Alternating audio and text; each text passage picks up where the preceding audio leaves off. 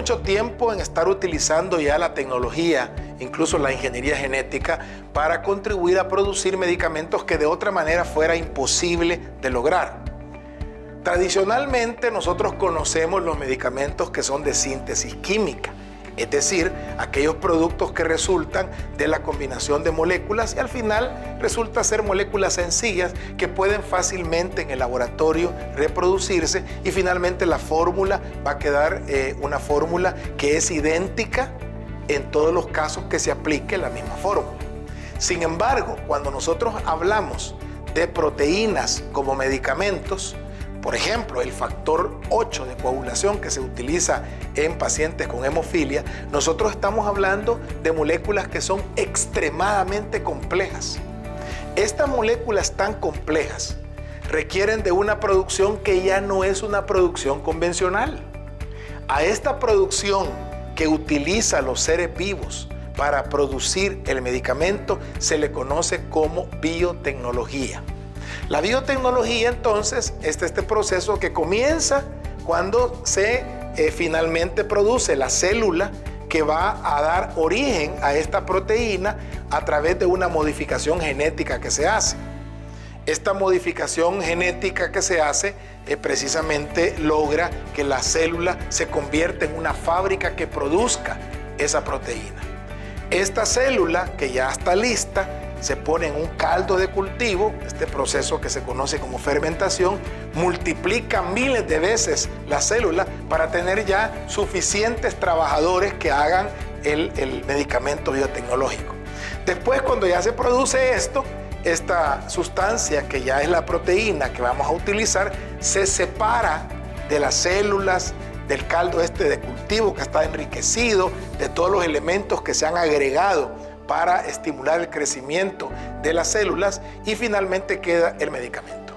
La última etapa para lograr que este medicamento salga al mercado entonces es cuando ya el medicamento que está puro se coloca en sus frascos y ahí evidentemente hay que lograr el ambiente para que este producto primero se mantenga en el tiempo estable, segundo no tenga contaminación externa y tercero, que este producto que finalmente se va a utilizar no tenga tampoco una transformación, porque es una estructura que es tan compleja que un cambio de pH, un cambio, por ejemplo, algunas sustancias son sensibles a la luz o incluso a la temperatura, pueden hacer que estas proteínas cambien su forma y entonces ya no se van a poder utilizar para los fines que supuestamente se debieran de utilizar.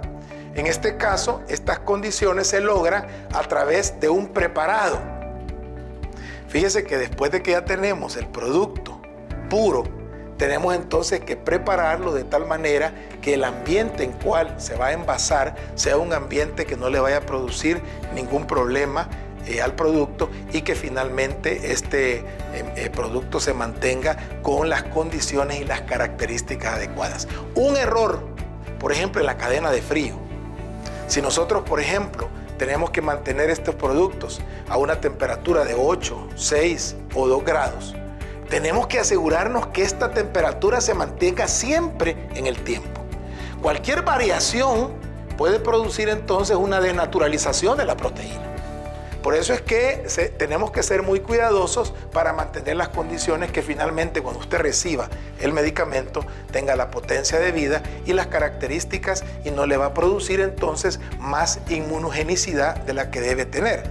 Esta es la propiedad que le produce alergia al ser humano.